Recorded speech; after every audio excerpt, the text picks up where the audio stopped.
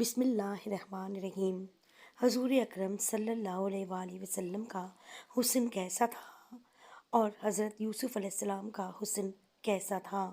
حضرت عائشہ رضی اللہ تعالیٰ عنہ فرماتی ہیں کہ حضرت یوسف علیہ السلام کا حسن دیکھ کر مصر کی عورتوں نے اپنی انگلیاں کاٹ لی تھیں۔ اگر وہ میرے محبوب رسول اللہ صلی اللہ علیہ وسلم کا حسن و جمال دیکھ لیتیں تو اپنے دل کاٹ لیتیں۔ حضرت جابر بن سمرہ رضی اللہ تعالیٰ عنہ فرماتے ہیں کہ ایک رات چاند پورے جوبن پر تھا اور ادھر رسول اللہ صلی اللہ علیہ وسلم بھی تشریف فرما تھے۔ اس وقت آپ صلی اللہ علیہ وسلم سرخ دھاری دار چادر میں ملبوس تھے۔ اس رات کبھی میں رسول اللہ کے حسن طلعت پر نظر ڈالتا تو کبھی چمکتے ہوئے چاند پر۔ بس میرے نزدیک رسول اللہ صلی اللہ علیہ وسلم چاند سے کہیں زیادہ حسین لگ رہے تھے۔ حضرت عمر بن العاص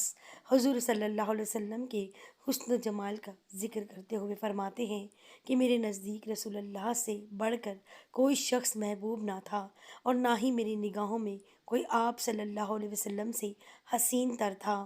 میں حضور اکرم صلی اللہ علیہ وسلم کے مقدس چہرے کو اس کے جمال اور جلال کی وجہ سے جی بھر کر دیکھنے کی تاب نہ رکھتا تھا۔ اگر کوئی مجھے آپ صلی اللہ علیہ وسلم کے محامد و محاسن بیان کرنے کے لیے کہتا تو میں ایسا نہیں کر سکتا تھا، کیونکہ حضور رحمت عالم صلی اللہ علیہ وسلم کے حسن جہاں آرا کی چمک دمک کی وجہ سے آپ صلی اللہ علیہ وسلم کو آنکھ بھر کر دیکھنا میرے لیے ممکن نہ تھا۔ انسانی آنکھ کی بے بسی کا یہ عالم تھا کہ شاعر رسول حسان بن ثابت رضی اللہ تعالیٰ عنہ، جو آپ اپنے آقا صلی اللہ علیہ وسلم کی بارگاہ میں درودوں کے گجرے اور سلاموں کی ڈالیاں پیش کرنے کی سعادت حاصل کرتے تھے، آپ صلی اللہ علیہ وسلم کا روئے منور دیکھ کر اپنی آنکھیں ہتھیلیوں سے ڈھانپ لیا کرتے تھے۔ وہ خود فرماتے ہیں کہ میں نے جب حضور اکرم صلی اللہ علیہ وسلم کے انوار و تجلیات کا مشاہدہ کیا تو اپنی ہتھیلی اپنی آنکھوں پر رکھ لی، اس لیے کہ روئے منور کی تابانیوں سے کہیں میں بینائی سے ہی محروم نہ ہو جاؤں۔ شاہ ولی اللہ محدث دہلوی رحمۃ اللہ علیہ فرماتے ہیں کہ میرے والد ماجد شاہ عبد الرحیم رحمۃ اللہ علیہ کو خواب میں حضور نبی کریم صلی اللہ علیہ وسلم کی زیارت نصیب ہوئی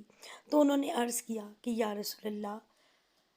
صلی اللہ علیہ وسلم، زنانان مصر نے حضرت یوسف علیہ السلام کو دیکھ کر اپنے ہاتھ کاٹ لیے اور بعض لوگ انہیں دیکھ کر بے ہوش بھی ہو جاتے تھے، لیکن کیا سبب ہے کہ آپ صلی اللہ علیہ وسلم کو دیکھ کر ایسی کیفیات طاری نہیں ہوتی؟ اس پر نبی کریم صلی اللہ علیہ وسلم نے فرمایا، میرے اللہ نے غیرت کی وجہ سے میرا جمال لوگوں سے مخفی رکھا ہے۔ اگر وہ کماحقہ آشکار ہو جاتا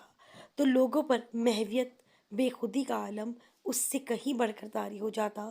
جو حضرت یوسف علیہ السلام کو دیکھ کر ہوا کرتا تھا۔ حضرت مولانا اشرف علی تھانوی فرماتے ہیں کہ